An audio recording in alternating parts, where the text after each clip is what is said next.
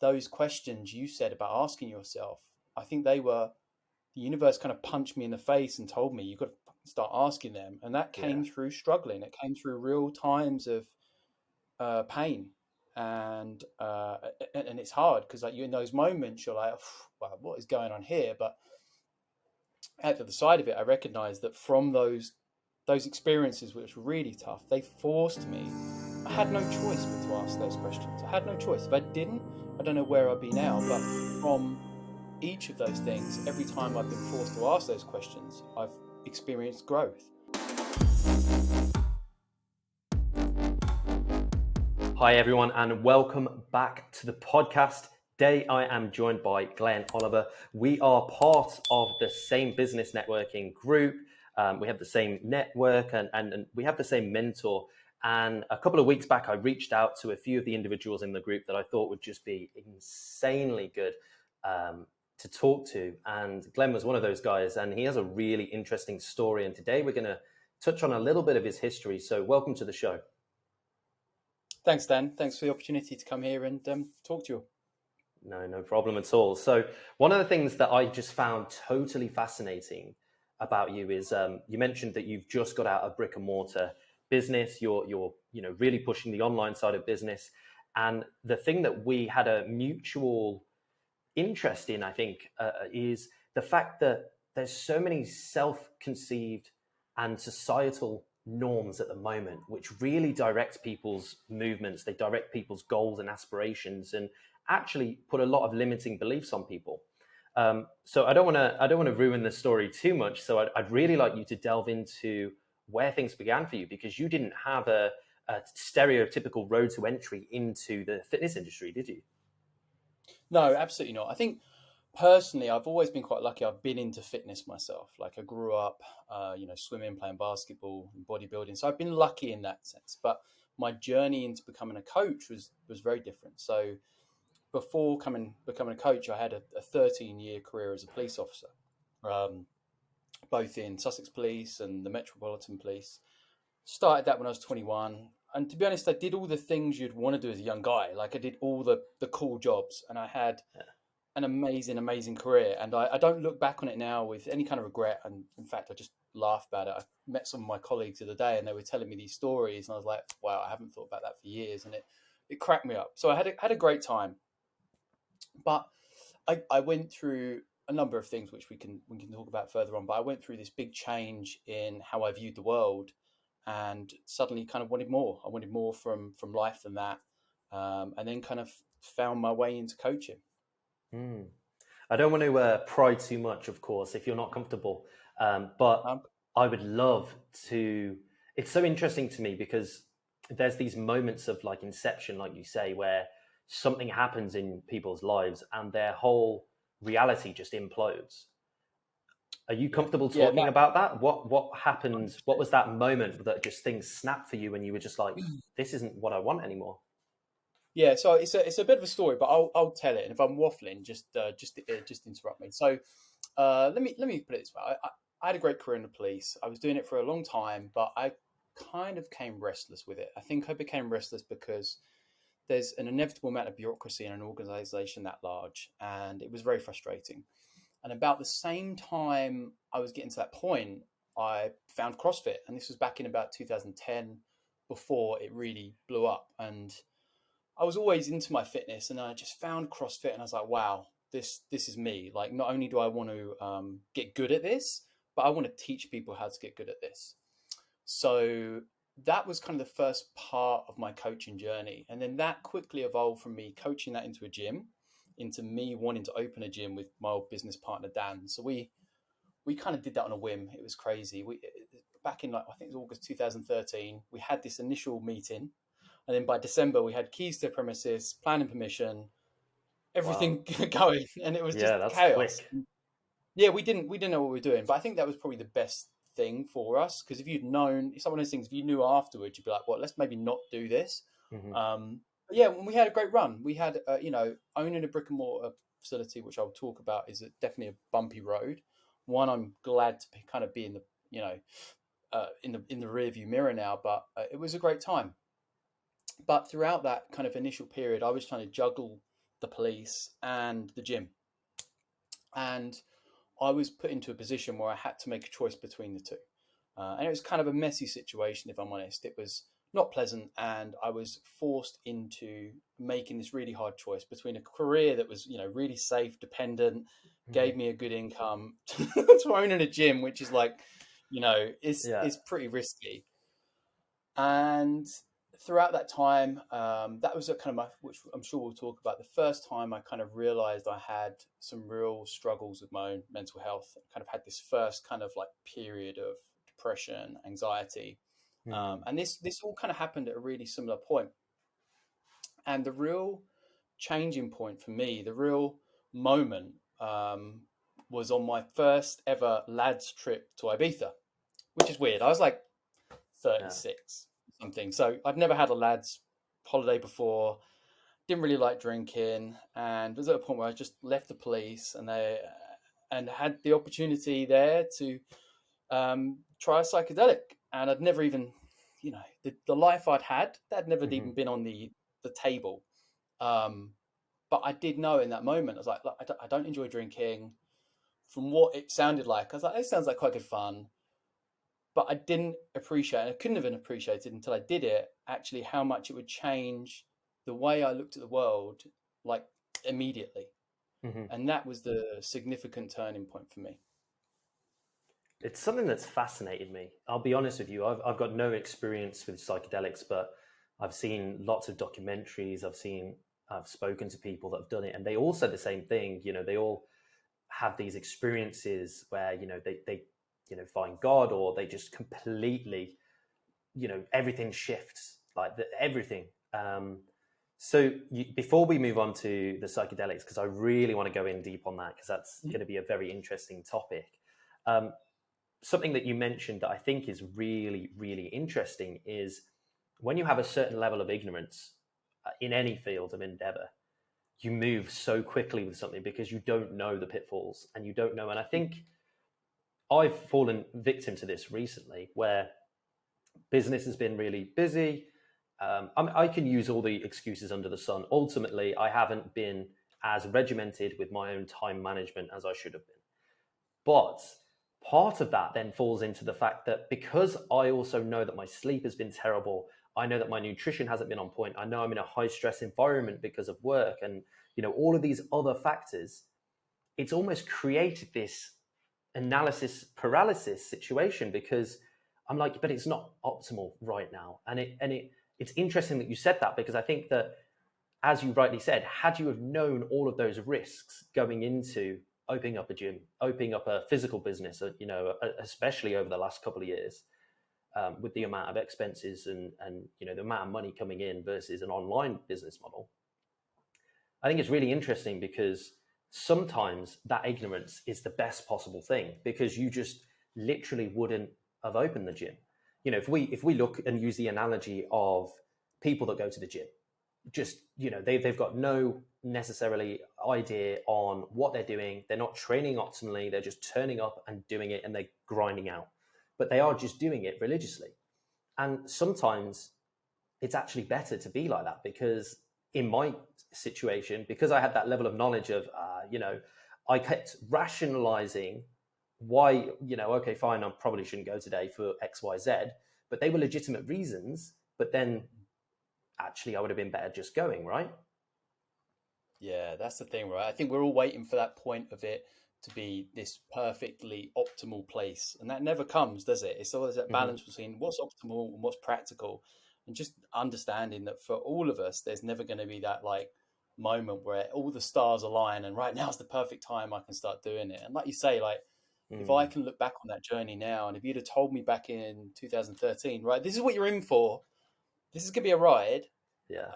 I don't know if I would have made the same decision, but equally, I don't look back on that time now and think oh, it was time wasted or time that I regret because there was so much growth which I had as a person and as a coach, and Mm, I know for those years we helped a tremendous amount of people in a really significant way. But like you say, it's that complete ignorance at the time. I just thought, oh yeah, no, we'll start a limited company, we'll get a loan, I'm sure it'd be fine. yeah. And then I guess no one saw COVID come in, no one knew that was going to be what it was, and that Mm, was probably. that was the bumpiest part of the journey for me. Yeah, I can imagine. I really can. It's most people's. Um, I guess it's right at the top of that hierarchy of goals in most trainers' journeys. Everybody that I've spoken to at some point or another has said to me, eventually I want to own my own gym. And I've been in the very fortunate position where I haven't owned a gym, but with some of the work that I've done, I was heading up a franchise operation where I was basically managing multiple gyms across India. So I got to see the level of expense, what was coming in, the amount of workload, and it was an eye opener for me. And I was like, no way do I want to get involved in this, because there's just so much work that I'm not afraid to necessarily put in. But with online coaching or any online business model, you could just the scalability and the expenses it's just much more profitable and for me personally much more enjoyable. So Yeah. let's go down the rabbit hole. And I use that as a perfect kind of stepping stone, because obviously that was based on psychedelics, right? Alice in Wonderland. Yeah, and it is that perfect. That's a perfect analogy or description of it. And if you were to speak to the people that probably knew me either side of this experience, like my group of friends, especially at the gym, like they saw this uptight guy who was very driven to materialistic success.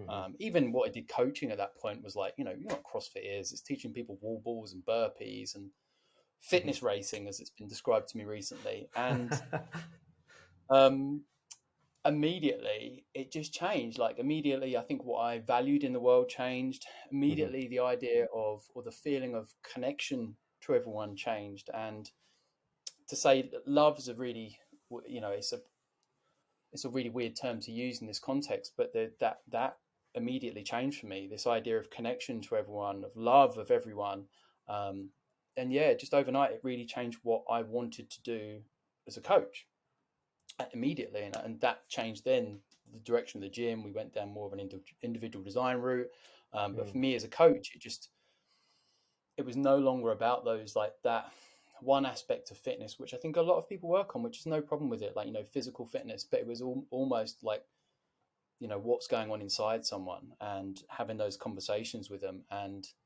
for me, I think selfishly as a coach, it was like creating more of those connections to feel like I was contributing more to people, really. It's fascinating. So talk to me, you said there that it changed your perception of being in love with everybody, or how you perceived love. What exactly do you mean by that? Well, I think the way I viewed the world before, and I think this is the way we're maybe taught to view the world, is we're all in this like race and this competition, and kind of like how that stacks up through life is, you measure each other based on materialistic success, the houses you live in, the things you've got, the jobs you do, the friends you have, etc., etc. Yeah. And it's really hard to put into words just an immediate realization that stuff is just bullshit. I'm not saying it's not important to have friends, to have connections, to have enough money to have a roof over your head and pay for things, but it just something in that moment just made me think those things, for me at least, at that point onwards, do not provide the same level of meaning. In fact, they were like completely not relevant, and it became more about this idea of having these kind of conversations you have now, and those conversations with people that are deeper and just not that that surface level, like, oh hey, what do you do, what's your job, what do you earn, kind of stuff. It's like it just made you maybe not interested in those things anymore. And I think that was probably the biggest thing for me. It's something that I've spoken about multiple times, and it's something that I'm really keen on as I've got older. The awareness of the majority of people who are living their lives trying to impress other people who actually don't give a shit. They don't care. They don't care what car you're driving. They might notice it and be like, okay, that's cool, but that's it. It's a fleeting thought, and it's weird to me that we've got to our point in society where we're so wrapped up in our own identity, and I say we because I've been guilty of it in the past as well, that we think that other people actually care about what's going on in our lives, like we're living our like main character story, but we're not. We're a minute part in someone else's story, and obviously in our own story we're very significant, but in everyone else's, we're just, unless it's a close family friend or an actual relative, you're such an insignificant part of someone's day. I mean, that does sound terrible, but that's the reality. You're absolutely right. I think that's it. I think if you realize that everyone is the hero of their own story, you're completely insignificant to that. And I think like what you've said there is, we live our lives, or I at least live my life based on what I believed other people thought I should be doing. Mm-hmm. And it's kind of like a messed up thing that you kind of go down this road and kind of live this. And even if I look back at my career in the police, like I can go back to the early years of me being, I'm highly introverted. I'm a weird, awkward kid growing up. Was really into like hip hop and DJ, and I like didn't have a girlfriend for a long time. So I was a really weird, introverted kid. And then suddenly I kind of did this job that was really quite extroverted and controlling. And I look back on it now and think, oh, I just kind of did that because I thought that's what I should be doing.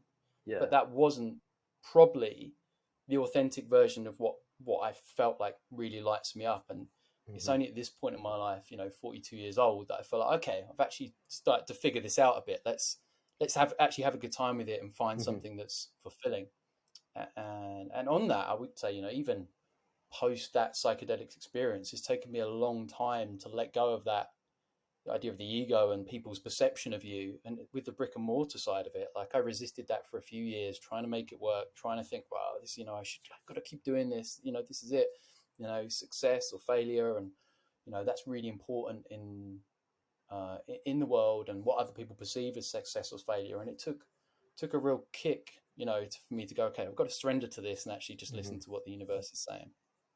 It's funny, isn't it? Because we do build up an idea in our head of what success is, and often it isn't our own personal idea of what success is. It's the external validation, I suppose, or what we think we will get external validation for, where we have this pathway to success that is the rat race.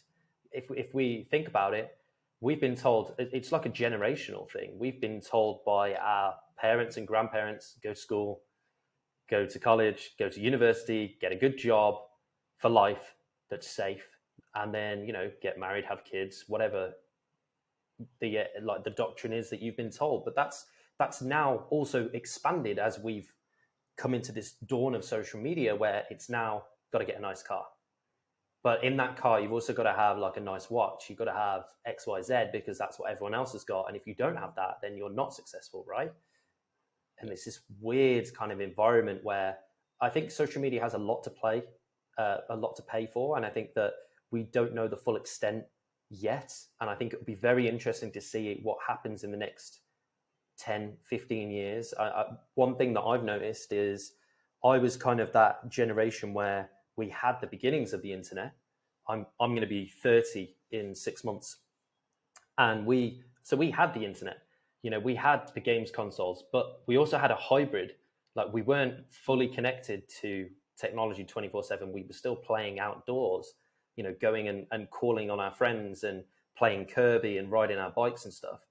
But even now, like when I was 20 and I had my own place and I'd moved out, there was no children playing out. There was no one playing football at the park. There was no one playing Kirby in the street.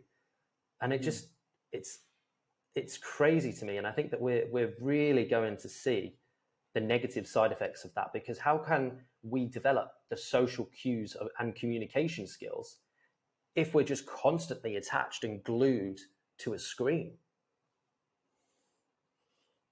Yeah, I think I completely relate to that. I often think when I'm out and about now, you're on public transport, you're about, and you just look around at everyone, and everyone's just glued to them the whole time.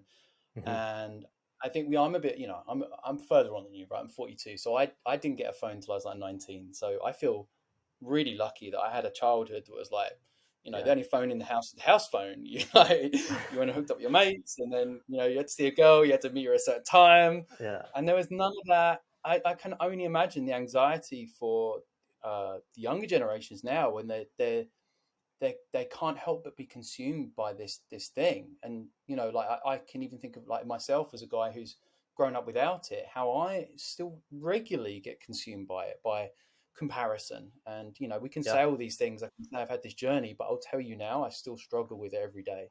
But I Mm. think that's it. That's part of the problem, is we can't help it because it's so addictive. It's Yeah. there in front of us all the time. And even as we say this now, we're having to kind of pay the price of admission and be on these platforms to Yeah. actually have a voice. Because if we don't, then where do we go to have these conversations? The irony of us saying this whilst also using a online platform has not been lost on me. But I think the one thing that I always notice when I'm out and about is the restaurants. It's one of my favorite things. I say favorite things. It's one of the things that I do when I go to a restaurant and I'm eating with a friend, family, whoever it might be. I just have a little moment and I just look around, and it just blows my mind how many people can't just have a conversation, sorry, with whoever's with them, and everybody's just. They are right.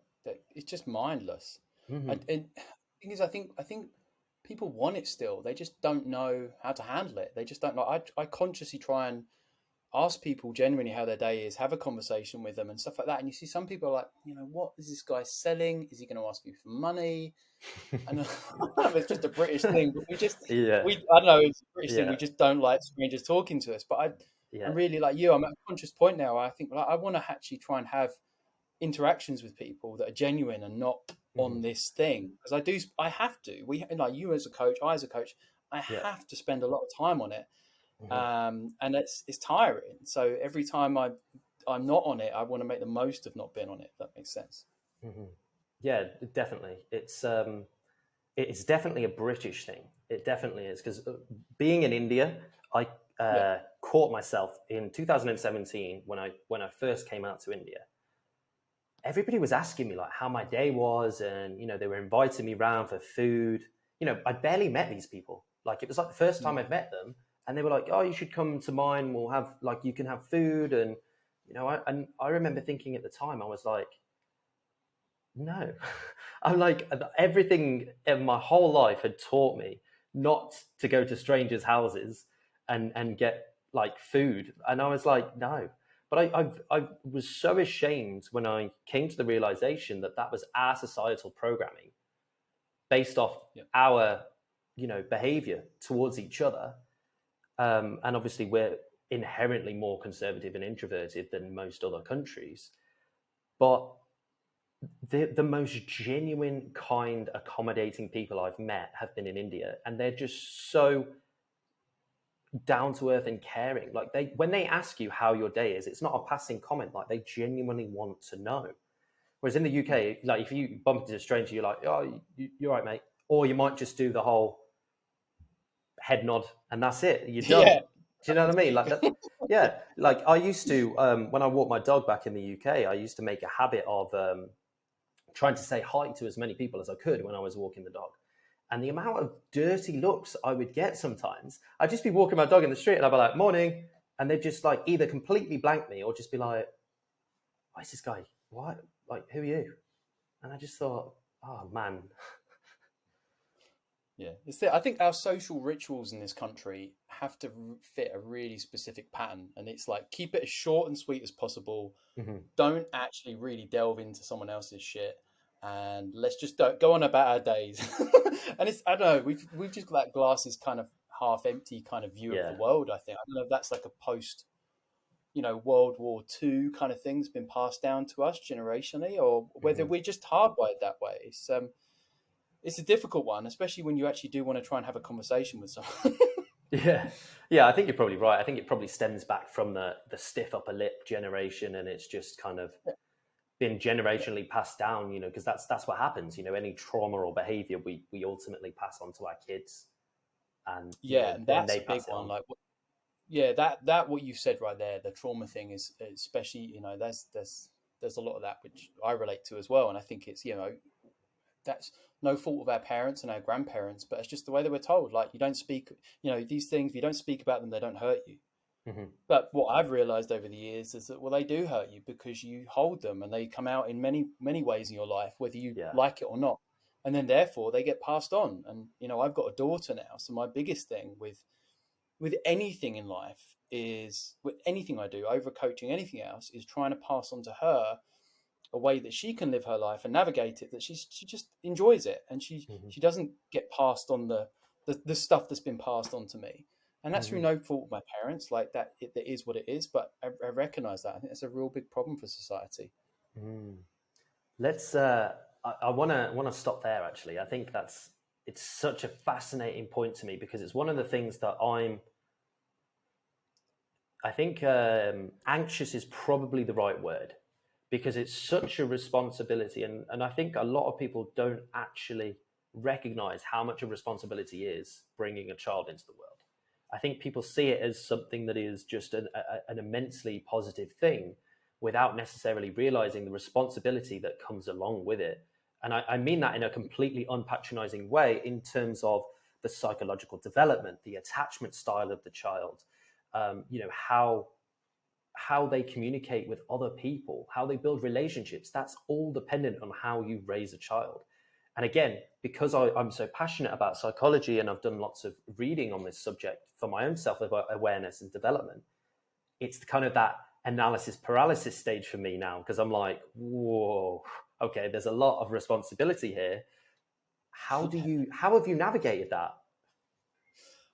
Messily, I guess. Like, and it is a big responsibility. But I mean, I didn't ever think I was going to be the person that had a child, and when we did, it was like it changed my world. And I'll be really honest with anyone about it. I really struggled with it. Even for the first year, I think I lost who I was. I wasn't comfortable with giving up a lot of my identity to that. Hmm. Um, but now Addie, my daughter's nearly 3, and like it's the best thing. She's the best thing I've ever done, without a doubt. But Hmm. back to your point, it's really hard, and I think you've just got to try your best. And at some point you're going to say something that is probably going to do a little bit of damage. But I think it's just minimizing that because Yeah. like I'm fighting everything in me around what I should say to her to praise like what she's done and stuff like Hmm. that. And you're like, no, I shouldn't say that. I shouldn't say well done for doing this. I should say well done for trying as hard as you can to do this. And you're like, you can't help it. And that's the Hmm. thing. I think for me, it's just, we're saying about the social media stuff. For me, with Addy now, it's just trying to be really present and conscious of every interaction I have with her. And Hmm. I've fallen foul of it in the past few years where I'm on my phone, she's doing stuff, she's looking for my attention, and I'm not giving it to her. And that's something for me that I really want to eliminate. So she knows that when I'm there, I'm with her, I'm with her. And I think that's, if I could say one thing to any new parent, is that it's just be present for them, because they want you to be there. They want to be engaged with you. So don't miss out on that opportunity to be there for them. Mm, that's really admirable, and especially as we were just talking earlier about the fact that there's lots of societal programming, and I think that that is something that I definitely ruminate and overthink. How would I don't even know why I'm thinking it, to be honest, because I'm not in a position that I could have a child at the moment. So, um, but it's just interesting because I do sometimes sit and think about how I would try and raise a child in that environment and how I would try to make sure that I didn't pass on any of the things that I've had to deal with and many people have had to deal with, and how I could instill like a growth mindset from a young age so that this child can go on and do whatever makes them happy and not feel confined to like the societal norms that most people face. I think, yeah, it's a daunting thing for sure, seeing how she is and Hmm. things like that. But I think the thing for me, I take kind of like positive from it, is the fact we're having this conversation and we've got that awareness now. Mm. I think maybe we're one of the first few generations who are able to do that, to take that step back and go, right, what's the impact of what I'm about to say here for Hmm. this little person who I'm in charge of at the moment? What's the actual impact of this? And I think that's a Yeah. beautiful thing, through psychology and our awareness of communication, and especially those first 7 years of a child's life where they're Hmm. so like a sponge, and those first 7 years form the people they are, whether they know it or not. Hmm. and I think that's the thing I take heart from is I know I'm still going to screw up.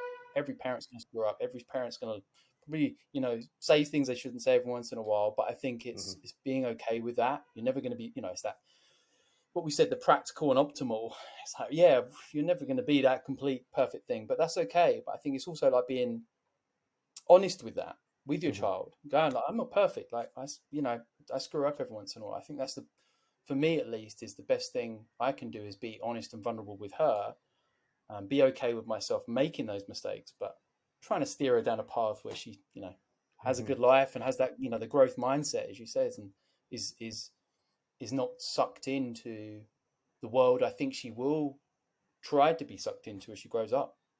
Mm. I think it's a difficult place for sure. You mentioned again, hopefully I'm not overstepping a boundary here, but you mentioned that you had a little bit of an entry into poor mental health, and then the psychedelics kind of really changed that for you. So, what experience did you have from that, and how did those psychedelics? Because I'll be honest, my knowledge of psychedelics and people's knowledge that are listening will probably be very little. So if you could just really talk to me like I'm an infant, and Yeah. just let me know, I'm fascinated to go into that. Yeah.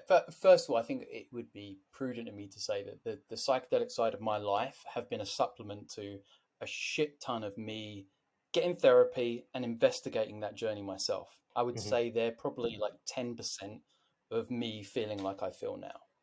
But my journey in mental health really started in the police because I think if I looked back on my career, I'd been really in control of my life up until that point. Every position I'd gone for in the police in like 13 years I'd done, and I'm blowing smoke up my ass. I'd done pretty well at it. I was pretty good at my job, and I thought I was safe and secure. And then I went through this period of time again when I opened the gym, and it was a bit of a shit time, but I had to choose between the police and the gym. And that Hmm. wasn't a choice I wanted to make. And I think for me, then that was the first time I realized in life you're not really in control of that much. And you think you are. And I Yeah. think for me, being someone who's probably biased towards being quite OCD, and I don't know, like maybe you know, if I was growing up now, there'd be other things that would come up from who I am. But I think I recognized then that I had a real issue with control, losing Hmm. control. Yeah. And that sent me into my first kind of downward spiral with depression. I was diagnosed with PTSD, which I still figuring out to this day. Could be from a number of things, from the police and so on and so forth.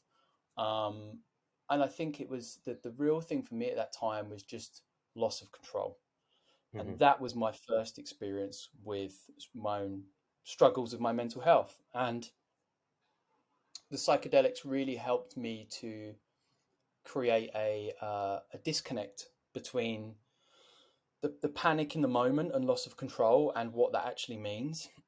I had that, real anxiety of like any small thing would within about 2 minutes become the biggest thing. And then that would consume me over time. And I think one of the things that, again, self investigation, therapy, reading, and psychedelics has helped me kind of to recognize that that will always be there. Hmm. That annoying, the annoying, like, worst flatmate ever is always going to be there. Yeah. But I do have the ability now to go, well, you've not got my best interests at heart. And I need to kind of say, is this real? Are you actually helping me here? Or are you Hmm. just like making this a lot worse? And Hmm. yeah, I think, again, like it's so much I could go into on this, but I think the key thing for me through all my journey in mental health is that recognizing that all of my pain has come from worrying about the past and being afraid of the future, or being afraid of the past or worrying about the future. And the lessons I've learned, which is cliche to say it now, I know, but it's like being present, being in the moment. And that's still, for me, a work in progress, as I think it is for anyone. But that's my big takeaway from my whole journey with it. Hmm. I'd like to talk to you a little bit about therapy as well, because Yeah. I've had my own therapy journey. The style of therapy I have used is called internal family systems. It's a real deep dive therapy. Oh, you're nodding. Have you heard of it? Just briefly into conversations we've had before. Yeah. Just Yeah, yeah, briefly. yeah. Yeah. So it's Not honestly, it taught me so much. And one of the things that it taught me about life, the biggest lesson I think really, there's many, was that we just aren't our thoughts, because we just have so many thoughts on a daily basis. I don't know the exact statistic, but when we have a Mm. thought that is negative or something that would be contradictory to what we believe of ourselves or how someone perceives us, it suddenly means absolutely everything to us. And we just respond to it with such intensity, and we don't let it go. We let that one thing really pull us down. It doesn't matter who you are. If you're really honest with yourself, that has happened to absolutely every single person. Yeah, and I think it's that with me, it's being honest with people and saying that will probably still all happen for the rest of your life, Mm-hmm. but it's recognizing those triggers in that moment first. And it's that voice in your head that the best way I've heard it described is to understand that voice is not you, it's in front of you, and the person you truly are sits behind that. Mm-hmm. And it's just trying to honor that person and recognize that, sometimes that voice is useful. It does say useful stuff, but most of the time it's rooted in paranoia and, you know, it just isn't doing the best for you. Yeah, totally agree. And at the moment, I'm working with a healthy masculinity mentor as well, and he uses a model of the Carl Jung archetypes. There's a book that he uses called Warrior, Magician, King, Lover. It's in Yeah. one of those four orders. Yeah. But basically, I really like it because if I was to explain it, like the magician is your kind of the part of your personality that is the problem solver. The lover is obviously, the lover. The warrior is the one that, this is the masculine archetypes, by the way, not feminine. The warrior is obviously the one that, is very driven, stands up, gets stuff done, will take authority, set boundaries. And then the king is the advisor, obviously. The king will listen and get counsel on all three of these before he makes a decision. And in order to be like an enlightened being, or that, the embodied king, if you will, you have to be able to be non-self-serving, doing it for other people, and taking on advice of others, because otherwise you're a tyrant, right? You're just doing things as a self-serving thing to get more power and to control other people. And Yeah. that again is a perfect thing for me. Like, I just love it because it just speaks about the intricacies of what the mind can do.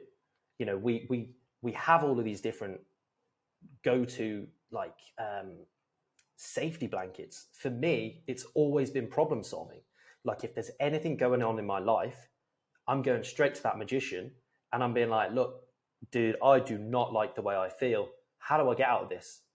And my brain is so logical that it doesn't matter what's going on in my life. It will be as simple to me. It'll be difficult, don't get me wrong, but it'll be as simple as, okay, I need to do X, Y, Z to get to this place. And I've got to graft. So whether that was sports when I was younger, business now, emotional trauma, those sorts of things, I've just been very fortunate that has been my coping mechanism. A lot of people will be the lover, and the mechanisms there are addiction and those sorts of things. If your coping mechanism is that, or the warrior, it'll be fighting, obviously.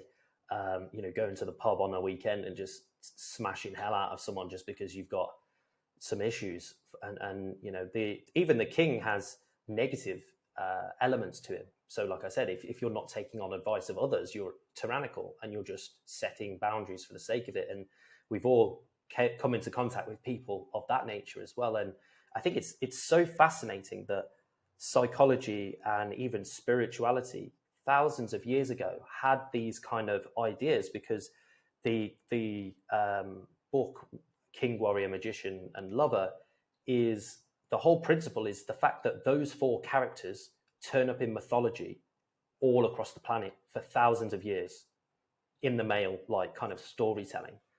And I just think it's fascinating that long ago we were getting things right, and we're only just recognizing now that that's actually the reality. Like, we do have multiple little personalities running around our brain that are all, trauma based, or survival tools, and we literally had no concept of that back then. But yet we had this idea of all of this going on. It's just something that I always think, how have we come away from that?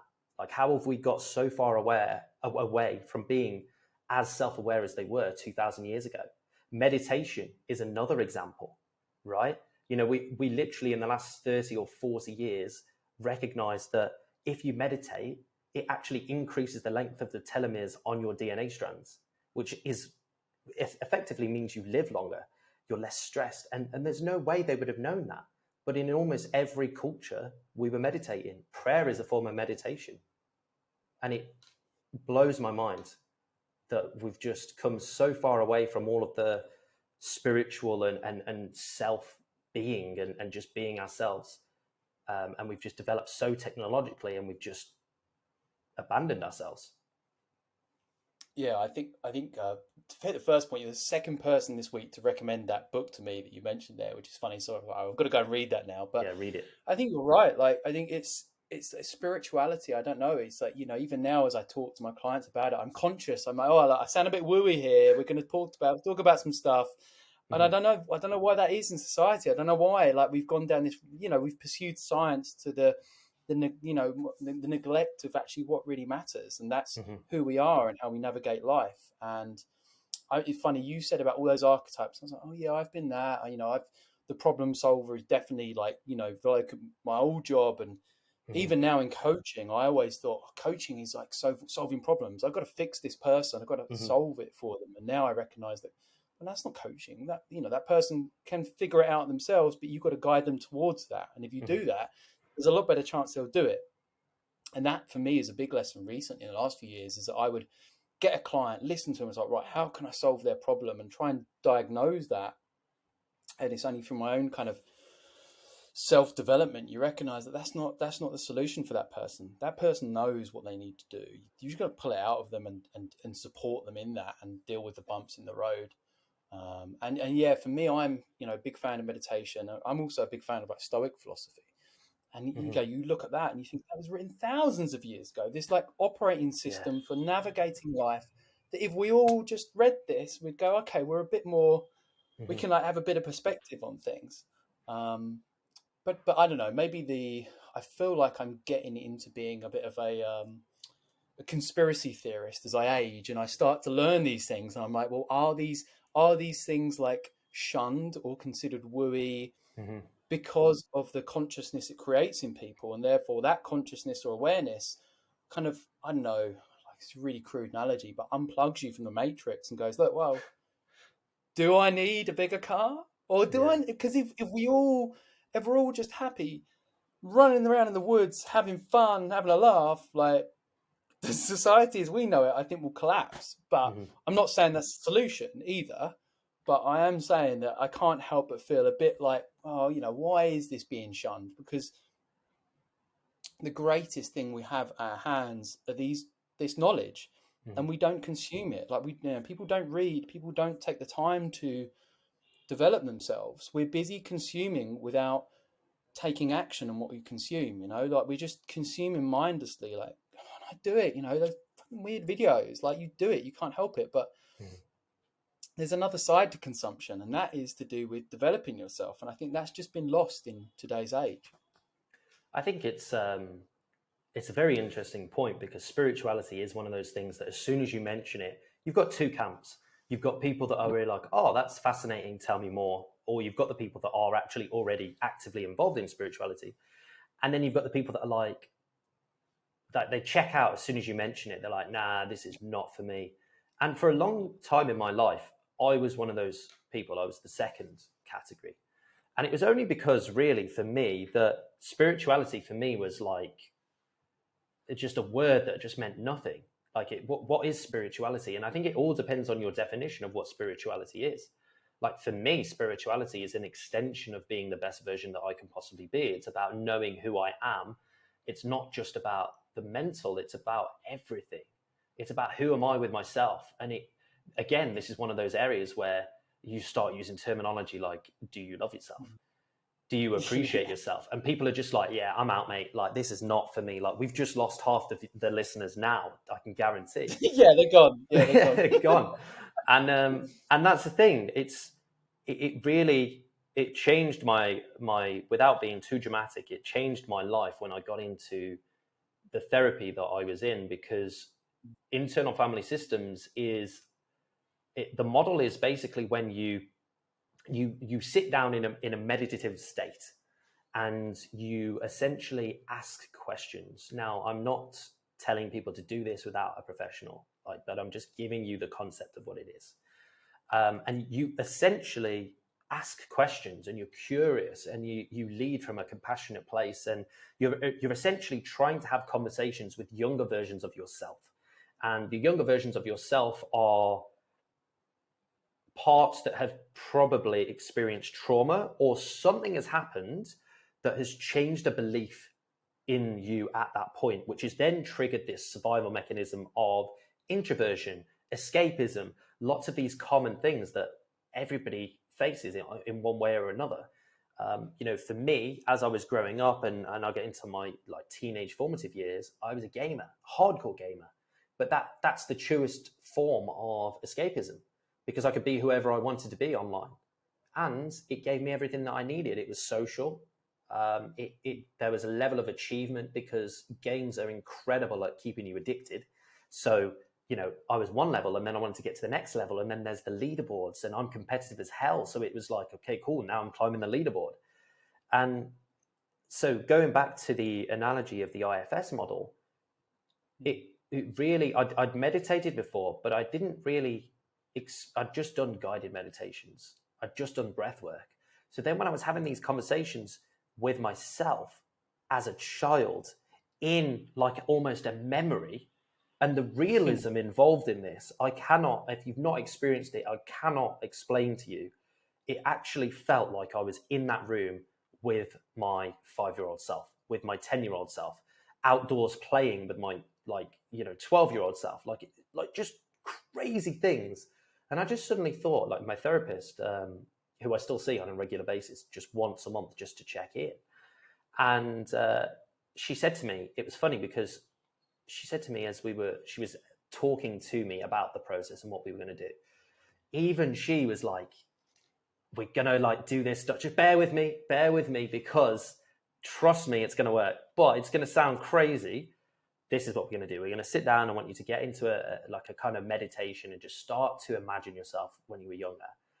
And like, I'm a complete open book. And, ultimately, if I've come to you for help and guidance, I'm going to do whatever you say. Like, it doesn't matter if she told me to do that and spin around 6 times and jump on my one leg. Like, that's what I would have done. But it just changed the way that I saw spirituality in that moment, because I was like, I've neglected everything that could come from that just because I'm so logical. And I'd assumed that all of this was just bollocks based off my definition of what spirituality was. And I was like, this is what I'm doing right now is very spiritual. I'm not connected to God. I'm not religious. But it was very spiritual. How could it not be? Talking to your younger self and like healing your younger self, like whatever had gone wrong, and just being there and being present. Like, it was the most beautiful experience. Yeah, that sounds amazing. It bizarrely sounds like really similar to some experiences I've had on psychedelics, and it's really hard to describe.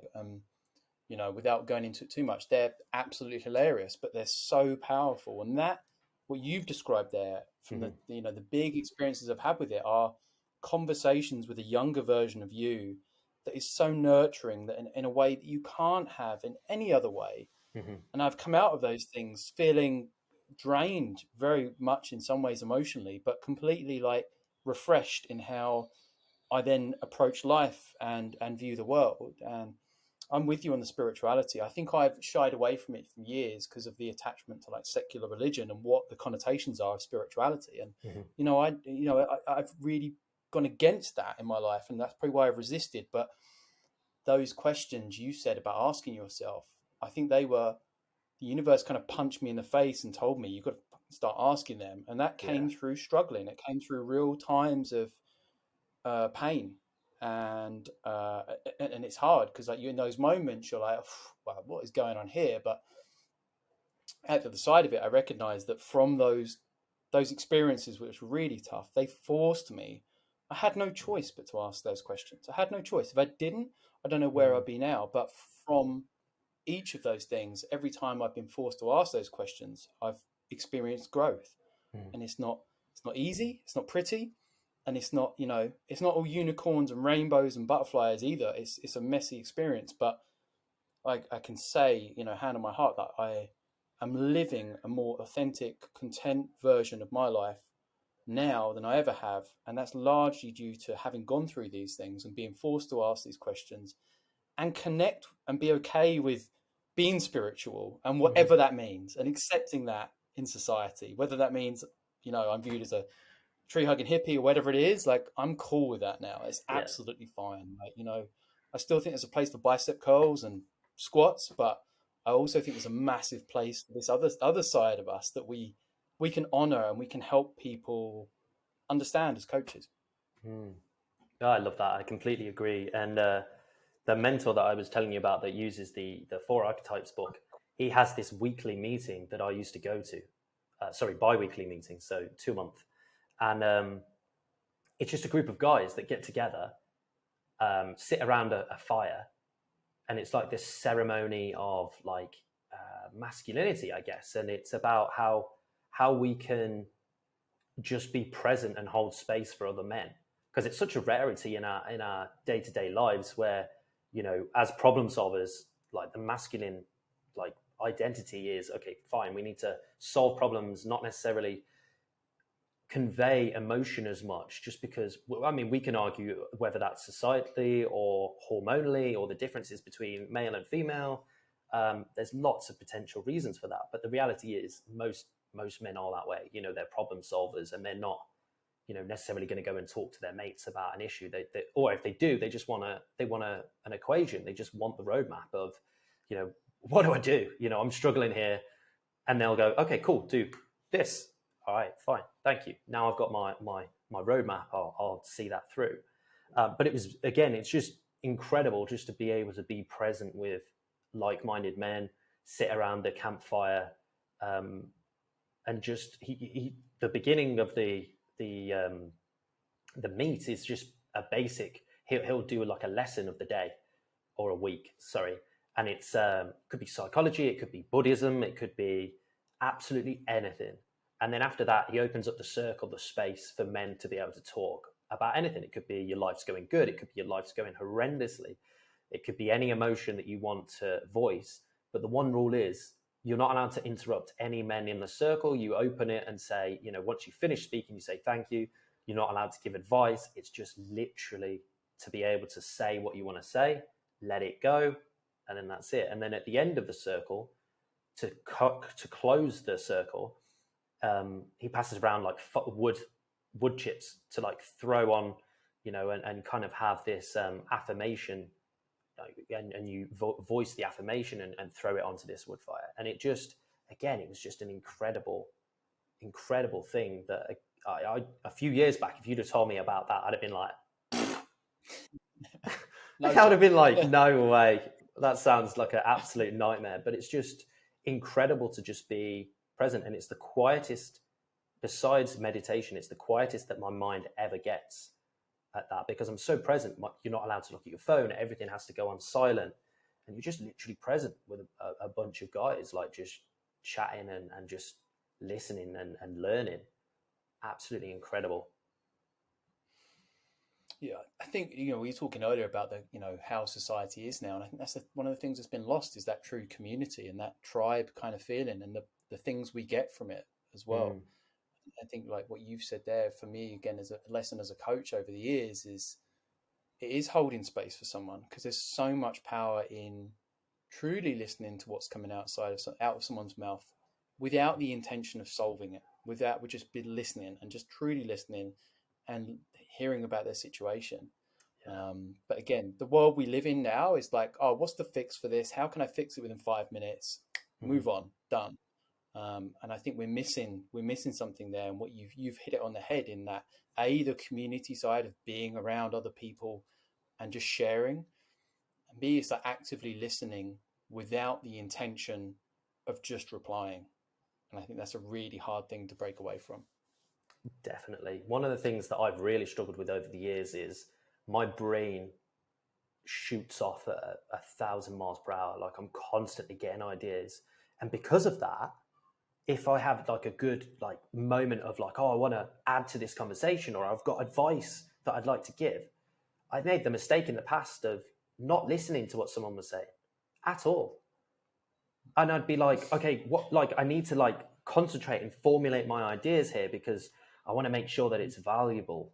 That's the way that my brain thought. And if I let this go, this value has gone. But actually, I was doing the most invaluable thing of just completely not listening because I'm almost certain I didn't hear 80% of what they've said, and I've just focused on that 20% and gone, oh, I know what I'm going to say there. And particularly in my romantic relationships and familial relationships, I really have to fight hard now and be self-aware when someone comes to me with a problem, because listening and not, holding space is such a difficult thing to do, in the sense that my first response, as I said earlier, is the magician, it's the problem solver.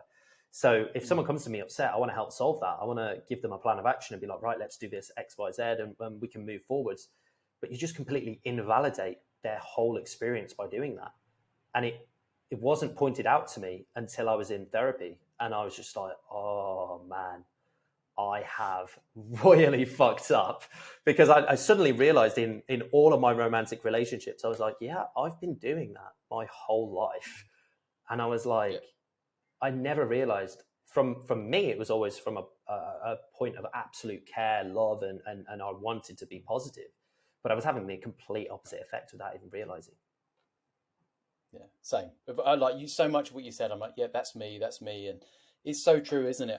So many of those conversations you have with people, you realize you miss out on so much of what they're actually saying by formulating the idea of what you think is the best response ever to help them solve what they want. And it's a hard thing to realize, especially I think as coaches, because inevitably as a coach, we want to help, we want to solve problems for people.